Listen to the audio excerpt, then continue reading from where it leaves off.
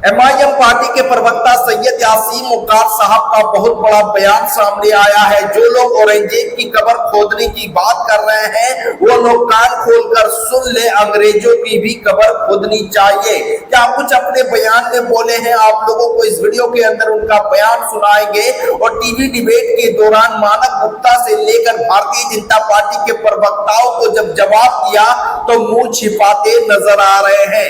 उसके बाद असदुद्दीन ओवैसी साहब एक और बयान दिए हैं। जो उत्तर प्रदेश के प्रयागराज के अंदर एक मेला लगता था, उस मेला को प्रशासन ने रोक दिया है, इजाजत नहीं दिया है। उस पर ओवैसी साहब क्या कुछ बोले हैं, उनका भी पूरा बयान सुनाएंगे। सबसे पहले एमआईएम पार्टी के एक दमदार प्रवक्ता किस तरह से टीवी डिबेट के दौरान विरोधियों को मुंह तोड़ जवाब देते हैं। औरंगजेब की कब्र को लेकर जब बात बोले तो क्या कुछ बोले, सैयद यासीन मुख्तार साहब का ये बयान पूरा जरूर सुने। सर, आप औरंगजेब पे बात कर रहे हैं, अंग्रेजों की कब्रें क्यों नहीं खोदेंगे आप? उनके भी तो कब्रिस्तान, उनके भी तो लोग हैं। क्या उन्होंने हिंदुस्तान के लोगों पर जुल्म नहीं किया? बिल्कुल सही बोले। आप हिंदुस्तान में अंग्रेजों के शासनकाल पे बात क्यों नहीं करना चाहते? सही बात। जानते हैं क्यों नहीं करना चाहते मानव गुप्ता जी? इसलिए कि जब अंग्रेजों के शासनकाल पर बात होगी तो अंग्रेजों के दोस्तों की, अंग्रेजों के मुखबिरों की, अंग्रेजों के दलालों पर भी बात करना पड़ेगी आपको।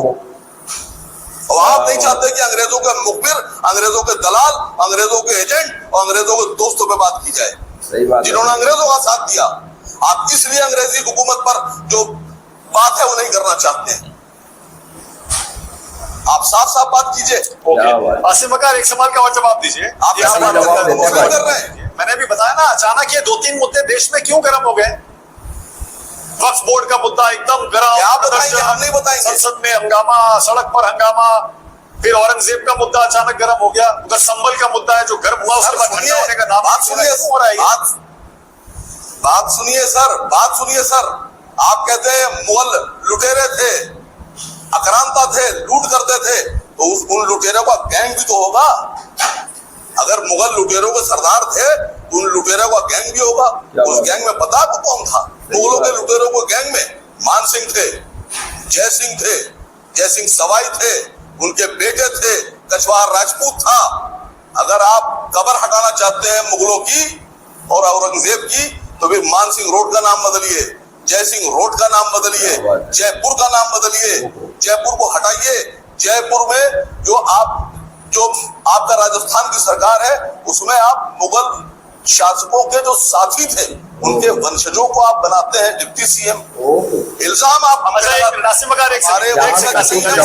एक सेकंड रुकिए। मैं चाहता हूँ, ये देखिए, ये तर्क करेंगे ना, और ये करेंगे तो ये तो फिर अब अंतहीन है। मैं चाहता हूँ एक स्टैंड बता दीजिए जरा अपनी पार्टी का। बता दीजिए, औरंगजेब क्या अच्छा शासक था या क्रूर था, और क्या उसकी कब्र हटनी चाहिए या रहनी चाहिए? क्लियर स्टैंड बता के जाइएगा। मानव गुप्ता, जवाब सुनिए सैयद यासीन मुख्तार का। बिल्कुल क्लियर बता के जाऊंगा। मैं कह रहा हूं औरंगजेब अगर हटाएंगे आप तो औरंगजेब से जुड़े उनके साथियों को भी हटाना पड़ेगा। बिल्कुल। आप मान सिंह के ऊपर क्यों नहीं बोल रहे हैं? आप जय सिंह पे क्यों नहीं बोलते? आप डरते हैं जय सिंह पर बोलने से?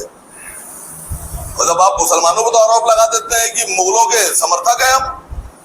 आप पूरे मुसलमानों को आप बता देते हैं सब मुगल हैं। लेकिन जब आपसे पूछा जाता है कि मुगलों का साथ देने वाले वो बुरा था या अच्छा शासक था, के वंशजों को आप डिप्टी सीएम औरंगजेब अच्छा शासक था या बुरा था? सुनिए भाई, ये तो दिया कुमारी जी से पूछिए आप जाकर। सही बात है, उनसे पूछिए। ये दिया कुमारी जी से पूछिए जाकर। मेरे रिश्तेदार नहीं थे अकबर, उनके रिश्तेदार थे। मेरे रिश्तेदार नहीं थे भाई। आप राजपूतों से क्यों नहीं पूछते हैं कि अच्छा शासक था बुरा शासक था, जिनकी रिश्तेदारियां हैं मुगलों में? सारी जवाब आसिम बकार देंगे, राजपूत नहीं देंगे। ओके, जवाब दीजिए, उसके बाद क्या जवाब दिया भाई? कोई एक मेला लगाते उत्तर प्रदेश में, एक पुलिस के ऑफिसर का वीडियो देखा, नहीं उन्हें लुटेरा था, तुम मेला नहीं लगाना। कैसे मालूम तुम कौन लुटेरा था? कैसे मालूम था बताओ भाई? लुटेरा था, तुम नहीं लगाना। अच्छा लिख के दे दो लुटेरा था, कानून बना दो लुटेरा था, और हमको बताओ लुटेरों का कौन, कानून बना के बोलो ये सब लुटेरे हैं, और हमको ये बताओ कि कौन लुटेरा नहीं था उसका भी कानून बनाओ। सही बात है। 1000 साल से मेला होता है, बोले नहीं लुटेरे का मेला नहीं करना। कौन है तुम ये डिसाइड करने वाले? सही बात है। क्या BNSS में लिखा हुआ है लुटेरा? क्या कानून में लिखा गया लुटेरा? नहीं, नाम वो है लुटेरा। अरे तुम क्या कर रहे हो उस देश को? तुम कहां ले जाकर छोड़ रहे हो उसको? कहां छोड़ रहे हो? मेरे अजीज दोस्तों और बुजुर्गों, इस मुबारक महीने में फलस्तीनियों के लिए भी दुआ करिए। मेरे भाई, फिर से उस जालिम इजरायली हुकूमत बमबारी शुरू कर दी। एक बमबारी में 400 लोग मारे गए सहरी के वक्त।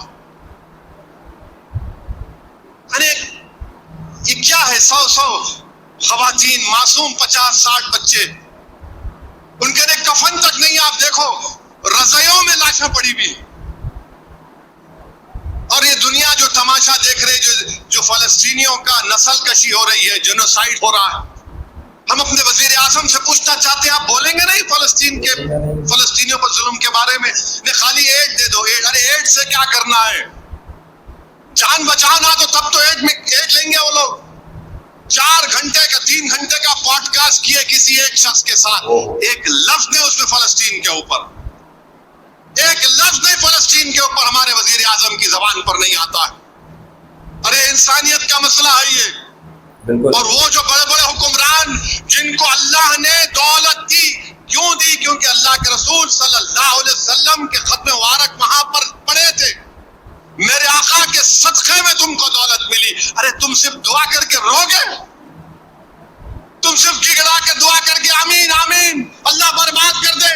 अरे जालिमों, तुम भूल गए कि अल्लाह के रसूल सल्लल्लाहु अलैहि वसल्लम ने मिंबर पर खुतबा भी दिया और अहद के मैदान में जाकर अपने दंदाने मुबारक को शहीद भी करवाया था। जालिमों, तुम भूल गए इमाम हुसैन की शहादत को। याद रखो, जब तक अमल नहीं करोगे कुछ होने वाला नहीं है। कुछ होने वाला नहीं। सिर्फ दुआ पर इत्तेफा मत करो, यकीनन खूब दुआ करो, मगर जब इस मस्जिद से बाहर निकलेंगे तो अमल करना। और अमल कैसे करना? अपनी दुआओं को आजमाओ कि अल्लाह, मैंने तेरे पास अपनी भीख को रख दिया, अब मैं निकला हूं, मेरी लाज रख ले। यहाँ पर तो कोई पुरसाने हाल नहीं, कोई बात नहीं।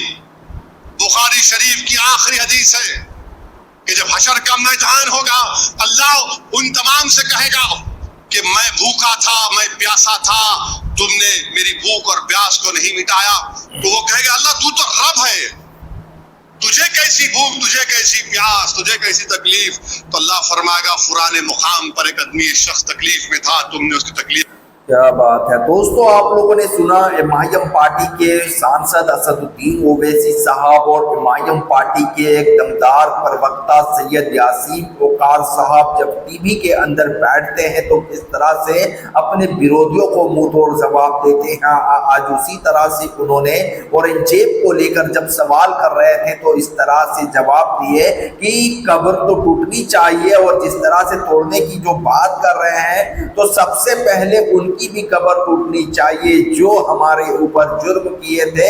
अंग्रेज वालों का जो कब्र है उन पर आप लोग बात क्यों नहीं करते थे? इस तरह से इमाम पार्टी के प्रवक्ता ने उन लोगों को जवाब दिया।